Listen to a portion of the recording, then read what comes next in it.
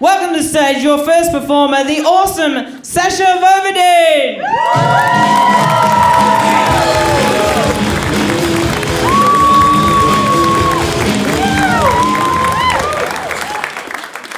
Thank you. It's good to be back out on the Sit Down Comedy Club. So, great to see all the faces here in the crowd and good turnout. I hope you guys are ready to have a great night. So, got a bit of an embarrassing story. You know, you got your smartphones and they take a photo and they make that little shutter noise. Well, it's the same noise when you take a screenshot. So here I am in a public toilet in the store. And of course my phone makes that sound. And here the guy in the stall next to me is thinking, that guy's taking a screenshot. But actually I was taking a photo. So a couple of years ago I was taking a 9-hour flight and I got my brother to give me a lift to the airport. And as we're getting out, I see a tin of breath mints sitting in his centre console, and so I help myself, grab a few, pop them in. My brother realises what I'm doing and goes, hang on, those aren't breath mints. My mate gave me some Viagra to try and I was hiding them in there from my wife. And I can tell you now, that was a very interesting flight. But on the plus side, when I got to the other airport, I'm filling out the custom forms, I had a really convenient spot to hold my carry-on luggage.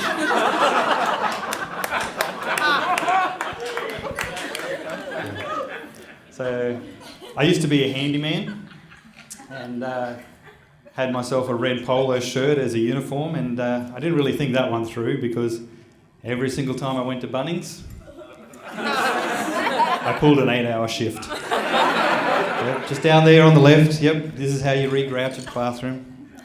Yeah, but on the plus side, I always got the staff discount, so that was worth it. Yeah, so I grew up in the 80s and parenting was a lot different back then. I mean, you've got your helicopter parenting style now. My parents were whatever the complete opposite of that was. So, for example, my dad showed me a trick with matches where you hold a box, hold the match, you flick it, flies through the air, lights up, falls to the ground and goes out. Great trick. Unless you do what I did and you try it in the bedroom and it lands on the mattress next to your brother. Woof. Yeah, it did not go well. But a bit of irresponsible parenting there. I mean, I was only 2 years old. I waited till at least my boys were like 4 or 5 before I showed them many matches tricks. I recently found myself single and back on the dating scene, and this is a totally different scene to what I was used to 20 plus years ago. There's so many dating apps, so many different things to try. It's a bit overwhelming. I mean, swipe left, swipe right, swipe up, swipe down. I don't know. It's just all overwhelming. So I'm thinking maybe I should develop my own app. I'm going to call it Tender, where you just meet up for a hug and a cup of tea.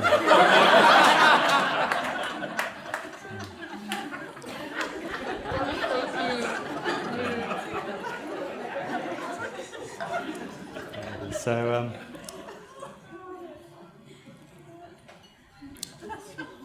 can't really blame my parents for the way I was brought up, though. They didn't have the internet back then to entertain them, so they had to entertain themselves. And seeing as I'm number 5 of 6 kids, they didn't have a TV either, obviously. But my mum was a bit of a kid factory.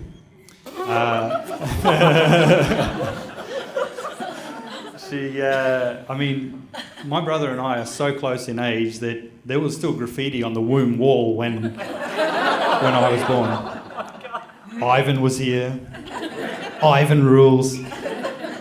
Ivan's womb, stay out. Yeah, so, my parents had a sense of humour though. My auntie Vicky came over, and when I was born, and says, "Sasha, that's a dog's name."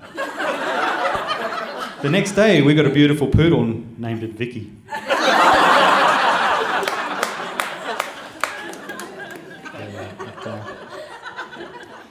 Now, I love the new technology we've got coming out now. We've got AI, and it's amazing. It's fantastic. It's kind. It's considerate. It's empathetic. It's very merciful. And I'm not just saying this so that it spares me when AI overthrows humanity. But I for one, welcome our AI overlords.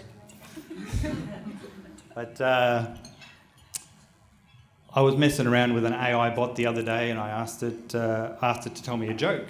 And I think it let slip the master plan, because it says, "What's brown and sticky?